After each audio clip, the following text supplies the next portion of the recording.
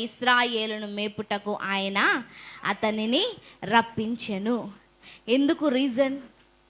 గొర్రెలు మేపేవాడిని గొర్రెలు మేపకుండా నువ్వు వచ్చి ప్రజల్ని మేపవయ్యా, మనుషుల్ని కాయవయ్యా, మనుషుల్ని చూసుకోవయ్యా, పోనీ ఒక గుంపునిచ్చాడు లేదంటే ఒక సంస్థనిచ్చాడు అంటే లేదు, దేశాన్నే అప్పగించాడు.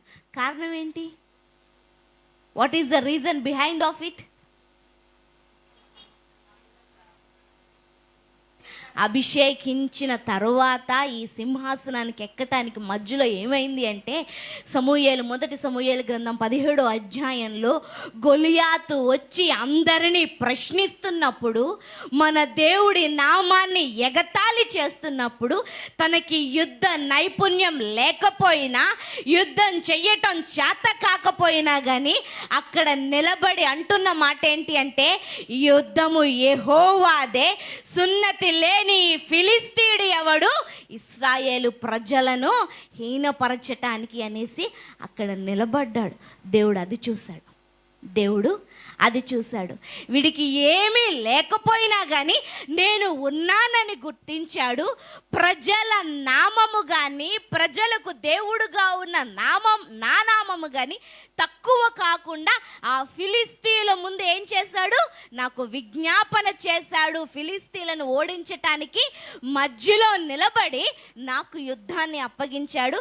ఇట్లాంటి వాడు దేశం మీద, ప్రజల మీద నిలబడితే దేశము సంరక్షింపబడుతుంది, కాపాడబడుతుంది అనేసి దేశం మీదకి రాజుగా అతన్ని పిలవటం జరిగింది. ఈరోజు మన దేశ పరిస్థితి కూడా అలాగే ఉంది. నేను మీ అందరికీ యూట్యూబ్ లింక్ ఒకటి షేర్ చేశాను, చూసారా? ఏమర్థమైంది? చూసారా? ఏమర్థమైంది? ఎవరు ఎటుపోతే మాకెందుకండి, దేశం ఎటుపోతే మాకెందుకండి, నేను, మా ఇల్లు, మా కుటుంబం, మా కడుపు, మా వంటిల్లు, మా జీవితాలు. అట్లాంటోడిని దేవుడు చూడడు కష్ట సమయంలో. ఎందుకు కొన్నిసార్లు మన ప్రార్థనలకు కూడా జవాబు రాకుండా ఉంటున్నాయంటే, చేత కాని వాడిగా మనం ఉన్నాం గనక, దేశం గురించి, ప్రజల గురించి పట్టించుకునే వారిగా మనం లేము గనక, దేవుడు నీ కష్టంలో నువ్వు మొరపెట్టినప్పుడు ఆయన వెనుకకెళ్తున్నాడు, వినట్లేదు. నెక్స్ట్ అదే గుంపు, అదే సంస్థ, అదే పార్టీ వస్తే మళ్ళీ రాజ్యాంగం మొత్తం కూడా సవరణ చేయబడుతుంది. రాజ్యాంగమే లేకుండా చేస్తారు, ఇంకా ఎలక్షన్సే లేకుండా చేస్తారు. ఏదైతే సమాధానం కావాలి దేశంలో అని ప్రార్థన చేస్తున్నామో ఆ సమాధానమే లేకుండా మనుషులు కొట్టుకుంటారు, చంపుకుంటారు. అప్పుడు అడిగేవాడు ఉండడు, రక్షించేవాళ్ళు కూడా ఉండరు. మేము కంప్లైంట్ చేస్తున్నామంటే కంప్లైంట్ తీసుకునేవాడు కూడా ఉండడు. అది జరగకుండా ఉండటం కోసమే ముందుగా జాగ్రత్త పడడానికి దేవుడు ప్రార్థన అనే బాధ్యతను, భారాన్ని, ఇలాంటి విషయాలను మన ముందు పెడుతున్నాడు. వాటిని చూస్తూ మనం ఏం చేయాలా? ప్రార్థన చేయాలి.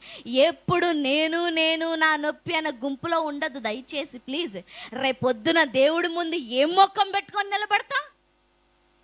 నీకోసం మాత్రమే బ్రతకడానికి పంపించలే లోకానికి. What is Christianity? అసలు క్రైస్తవత్వం అంటే ఏంటి, ఎక్కడ పుట్టింది, ఎలా పుట్టిందంటే, నిన్ను వలే నీ పొరుగు వాడిని ప్రేమించు మన దగ్గర పుట్టింది. పొరుగు వారి కోసం ప్రాణం పెట్టడానికైనా మనం నిలబడగలగాలి. ప్రాణం పెట్టడం పక్కన పెట్టు, కనీసం ప్రార్థనే చెయ్యకపోతే, దేశ పరిస్థితి ఇంత క్లిష్టంగా ఉంటుంటే, అసలు మాకు ఏమీ తెలియదు అన్నట్టు వండుకొని తింటూ ఉంటుంటే, ఇంకా దేవుడు ఏమనుకోవాలి నిన్ను? Will you consider you in the Christianity community? దేవుడు ఆ క్రైస్తవత్వం అన్న గుంపులోకి నిన్ను చేరుస్తాడా? ఎందుకు గొర్రెలు కాచేవాడిని సింహాసనం మీద ఎక్కించాడంటే, సింహాసనం మీద ఉన్నవాడికి ప్రజల మీద భారం లేదు. సింహాసనం మీద ఉన్నవాడికి ప్రజల్ని రక్షించాలి, కాపాడాలి, దేవుణ్ణి అడగాల, ప్రార్థించాలని లేదు. కాబట్టి సింహాసనం మీద నుంచి వాడిని పక్కన పెట్టి గొర్రెలు కాచుకునే వాడికి ప్రార్థన తెలుసు, ఆరాధన తెలుసు, దేవుడు తెలుసు కాబట్టి వాడిని సింహాసనం ఎక్కించారు. ఈరోజు దేవుడు నీ వైపు, ప్రతి ఒక్కరి వైపు చూస్తున్నాడు. ప్రతి ఒక్కరి ప్రార్థన వైపు, ప్రతి ఒక్కరి మనసు వైపు, భారం వైపు చూస్తున్నాడు. నువ్వేమైనా ప్రజల కొరకు ప్రార్థించే వ్యక్తిగా ఉన్నావా అనేసి.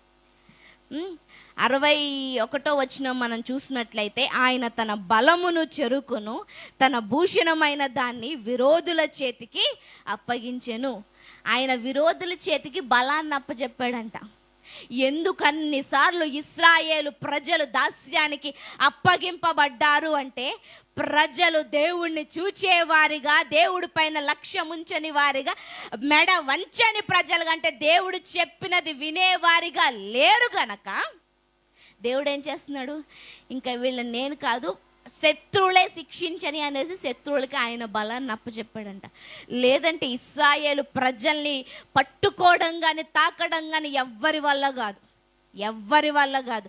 రాజుల సహితమే ఒక్కొక్క వ్యక్తికి ఓడించిన దేవుడు, వణికించిన దేవుడు.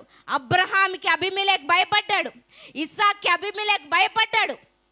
వీళ్ళు లెక్క కాదు, కానీ ఎందుకు అప్పచెప్పాడు అనేసి అంటే, వీళ్ళు మాట వినని వ్యక్తులుగా ఉన్నారు గనక. ఈరోజు మనం ఎందుకు రోజు వాక్యాన్ని చదువుకొని ఇక్కడ వివరిస్తాను తెలుసా? మాకేదో వాక్య జ్ఞానం ఉందని మీకు చెప్పడానికి కాదు, లేదంటే మీకు ఖాళీగా ఉందని ఇక్కడ కూర్చోడానికి కాదు. వాక్యాన్ని బట్టి మనము సరిచేయబడుతూ, వాక్యాన్ని బట్టి ఇలా ఉండాలిరా అని మనం నేర్చుకోవడానికి. ఇప్పుడు ఏమన్నా నేర్చుకుంటున్నామా? ఏమైనా మార్పు వస్తుందా మన ఆత్మీయ జీవితంలో కానీ ప్రార్థనలో కానీ అన్న విషయాన్ని చెక్ చేసుకుందాం. తన ప్రజలను ఖడ్గమునకు అప్పగించాను, ఆయన తన స్వాస్యము మీద అనుగ్రహించాను. అగ్ని వారి యవనస్తులను భక్షించాను, వారి కన్యకలకు పెండ్లి పాటలు లేకపోయాను. అంటే ఏంటి? సంతోషమే దేశంలో లేకుండా పోయింది. సంతోషమే, పెండ్లి పాటలు లేవు. అంటే ఏంటి? సమాధానం లేదు. ఇంట్లో జరగాల్సిన కార్యం జరగకపోతే ఎంత బాధ. ఎందుకు అంటే దేవుడికి సమీపంగా లేరు, దేవుడి మాట వినట్లేదు, దేవుడి చిత్తానుసారంగా వారు లేరు గనక ఏం చేస్తున్నాడు దేవుడు? వారి జీవితాల్లో శుభకార్యములు కానీ సమాధాన కార్యములు కానీ లేకుండా చేస్తున్నాడు. ఈరోజు మనమేమైనా దేవుడి మాట వినకుండా ఉన్నామా? అసలు దేవుడేం మాట్లాడుతున్నాడు అన్న విషయం అర్థమవుతుందా లేదా అన్నది మనం చెక్ చేసుకోవాలా. వారి యాజకులు కత్తిపాలు కాగా వారి విధవరాండ్లు రోదనము చేయిచుండిరి. యాజకులే కత్తిపాలవుతున్నారంట. అంటే ఏంటి? దేవునికి ప్రజలకు మధ్యవర్తి యాజకుడు. ఈ యాజకుడు ఏం చెయ్యాలా? విజ్ఞాపన చెయ్యాల. అంటే ఏంటి? ప్రజల పక్షాన బలి అర్పణ అర్పించి, ప్రభువా వీడు పాపం చేశాడు, వీడి దోషములు పరిహరించు అనేసి ఆ బలి రక్తాన్ని దేవుడి ముందు పెట్టినప్పుడు వాడి పాపములు క్షమింపబడతాయి. అంటే ఏంటి? ఏం చేయట్లేదు యాజకుడు? తన బాధ్యతను నిర్వర్తించట్లేదు కాబట్టి కత్తి పాలవుతున్నాడు. ఎందరైతే యేసు క్రీస్తు రక్తంలో కడగబడ్డారో అందరూ రాజులైన యాజక సమూహం.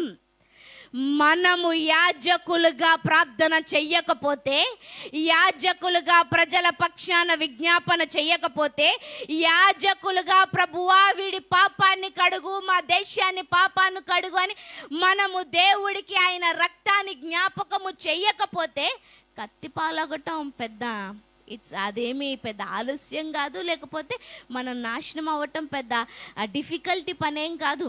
కానీ దేవుడు ఎదురు చూస్తున్నాడు. ఇప్పటికైనా ప్రార్థిస్తావని, ఇప్పటికైనా సంఘం పట్ల, దేశం పట్ల, నశించిపోతున్న వారి పట్ల, అజ్ఞానుల పట్ల నువ్వు విజ్ఞాపన చేస్తావని. అప్పుడు నిద్ర నుండి మేల్కొని ఒకని వలె మధ్యావసుడనై ఆర్భాటించు పరాక్రమశాలి వలె ప్రభు మేల్కొనెను.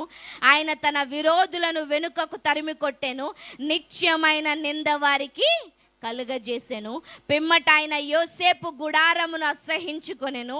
ఎఫ్రాయిము గోత్రమును కోరుకొనలేదు.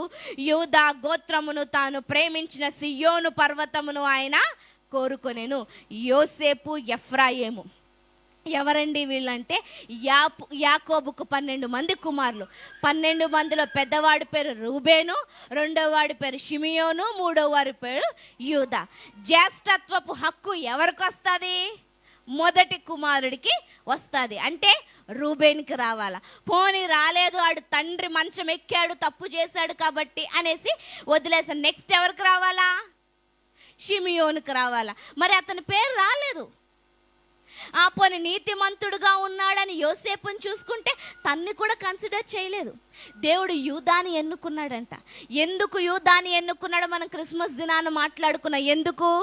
తనకి కాపాడడం అంటే ఇష్టం. ప్రాణంగా పనంగా ఏంటి, తన పిల్లల్ని పెట్టి తన ప్రాణాన్ని పెట్టి ఏం చేశాడు? అక్కడికి వెళ్ళి యోసేపు దగ్గరికి వెళ్ళి తండ్రి దగ్గర నుంచి ఇంకొక కుమారుని తీసుకొని వెళ్ళి నేను తీసుకొస్తానని తండ్రికి వాగ్దానం చేసి తీసుకొచ్చాడు.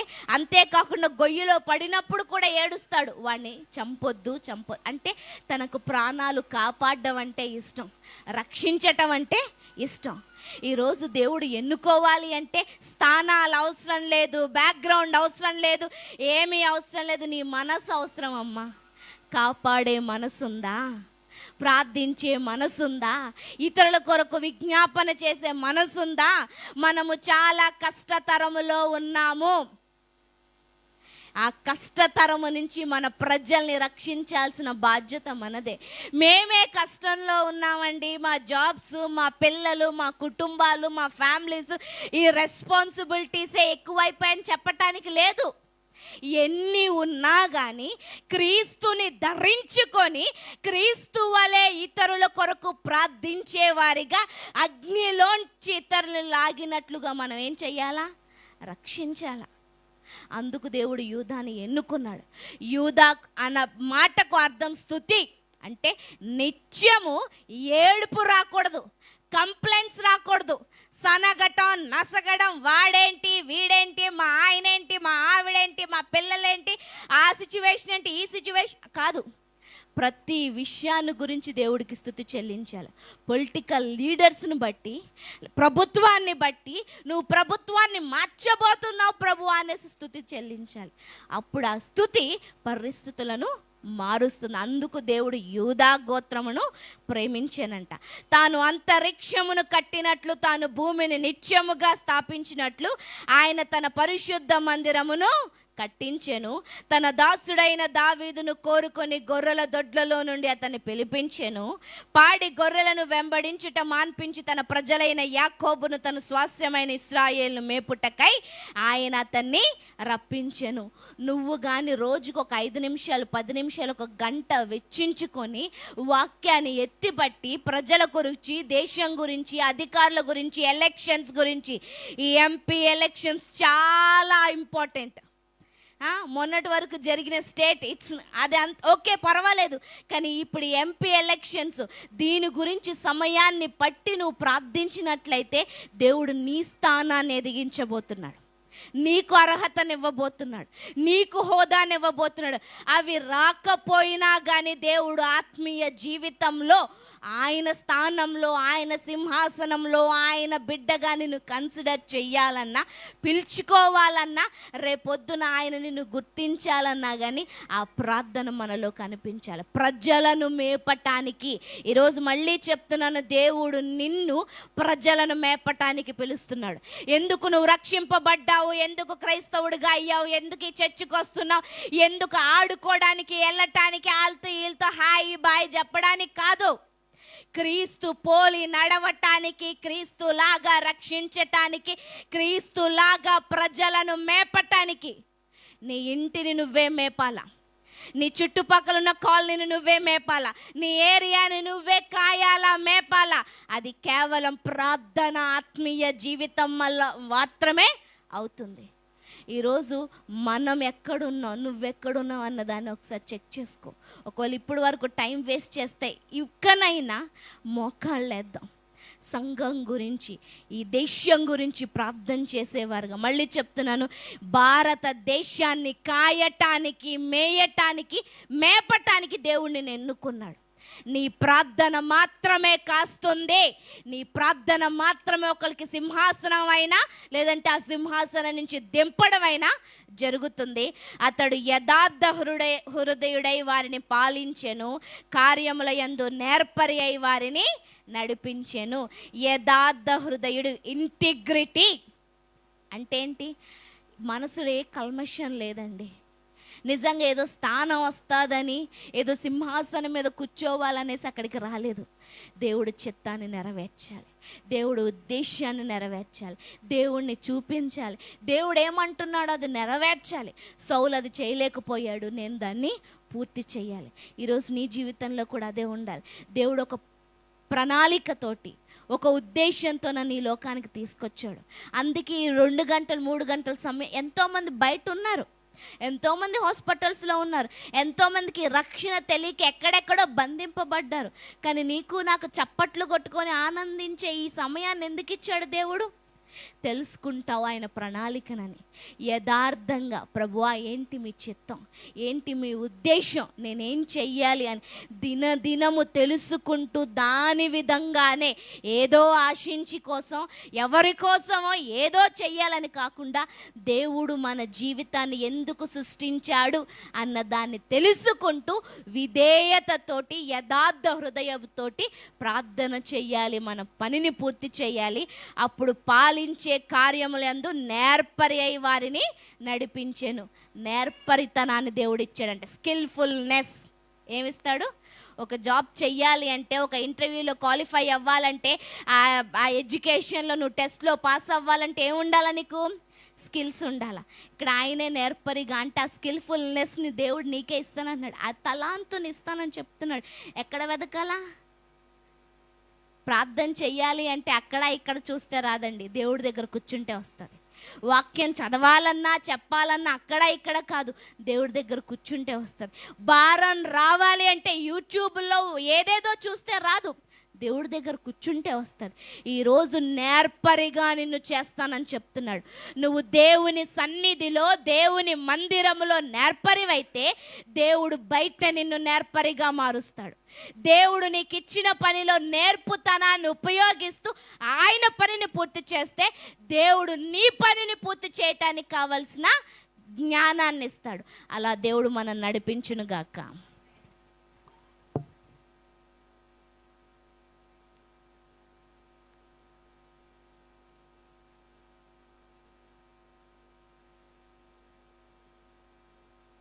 హల్లెలూయా.